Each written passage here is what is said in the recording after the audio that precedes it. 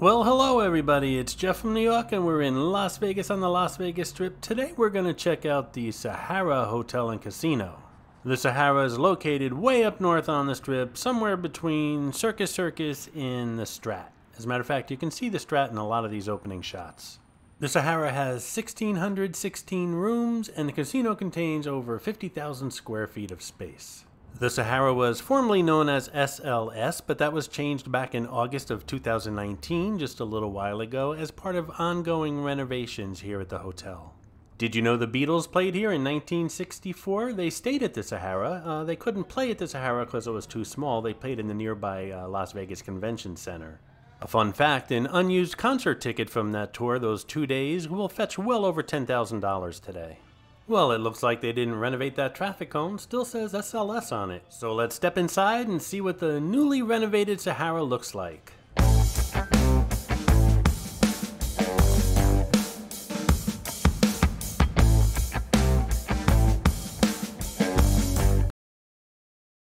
Just so you guys know, this was recorded in early summer, so right after the Strip opened, masks weren't mandated. So you're going to see people wearing masks, people not wearing masks.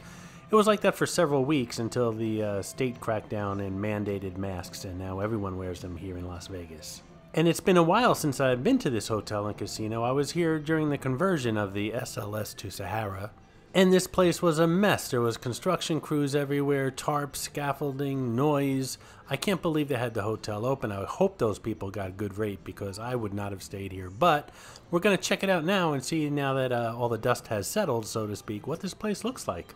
That beer garden we just passed on the left has an entrance and exit to the outside of the building too, right on the Las Vegas Strip. We're going to check it out later in the video. Coming up here is Bizarre Meat by Jose Andres, a rather bizarre name for a steakhouse. On the left here is some of the Sahara's high limit or high roller areas.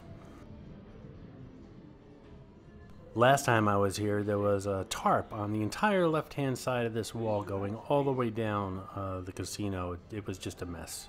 This restaurant here is called Bella, and it no longer appears on the Sahara website, so I'm wondering if it's being replaced because on the Sahara website it says that Chucky's and Pete's is coming soon. If that name sounds familiar, there's a Chucky's and Pete's in the Tropicana in Atlantic City. It's one of the best sports bars in the country, known for their crab fries. So I don't know, we'll check it out next visit. Also coming up here on the left is what appears to be the Sahara Poker Room. Coming up next is Uno Mas, a street taco restaurant and lounge. All these bars and restaurants appear to be closed. I'm not sure if it's the time of day that I'm here, which I'm sure is late morning, or if it was a COVID restriction when the Strip reopened. I like the way they face all the chairs while they're closed. Very inviting. That's the pool on the right. I couldn't get a shot of it. It was completely closed off.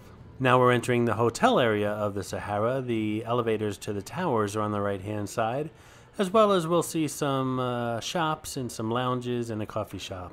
This art or print of a Scrabble game in front of us had me puzzled for a second, and I'm still a little bit puzzled. I get the Love Vegas and the Sahara. I don't get the of or for. I don't know if it's there just to make it a little more realistic or what, but if you can figure this puzzle out, leave a comment below.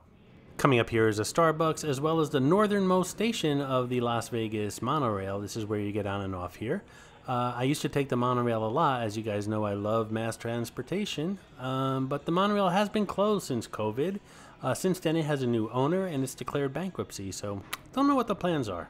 This is Mitzi, the Rubber Ducky Showgirl, who shows up on all my Vegas videos. As most of you know, there are hidden mascots, or some of you call them Easter eggs, in my videos. Mitzi shows up in all the Vegas ones. Sometimes she's easy to spot, other times she's quite elusive, so keep your eyes open while watching the video. If you spot her, note the time in the comments below, and if you're the first one, you'll get a shout out on an upcoming video.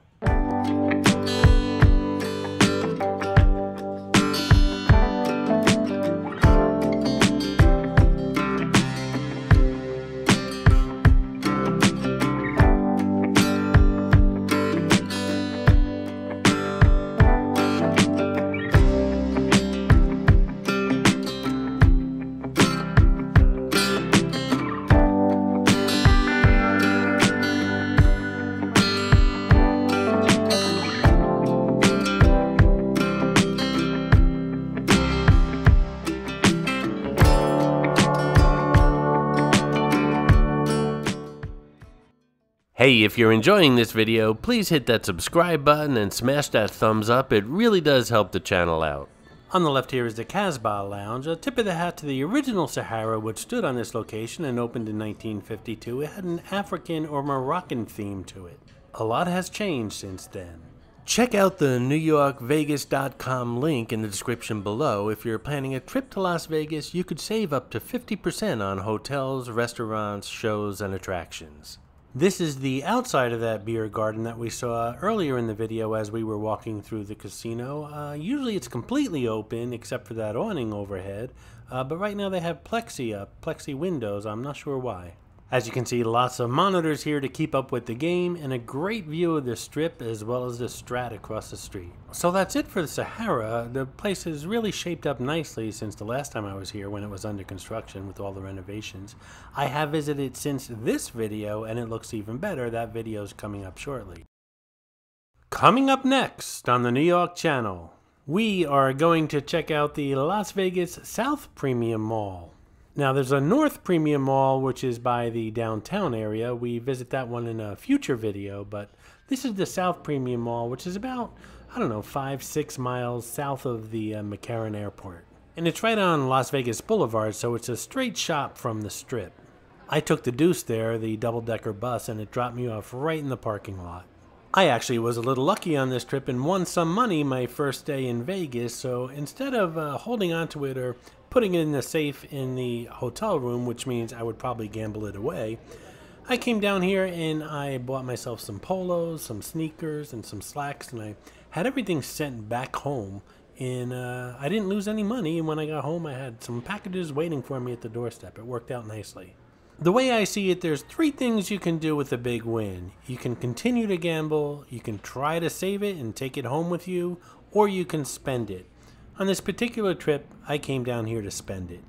Don't forget to check out my book, 50 Attractions and Many Tips When Visiting Las Vegas. It's down at the bottom in the description of this video that you're watching. It's only $4.99, instantly downloaded to your computer. Tons of pictures and fantastic tips if you plan on visiting Sin City.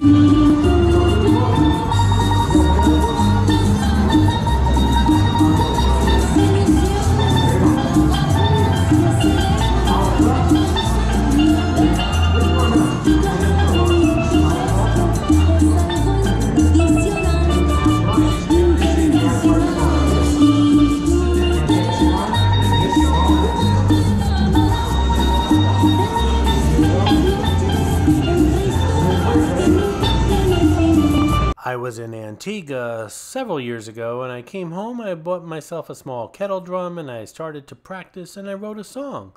I call this song, Yo Need More Practice. Tell me what you think.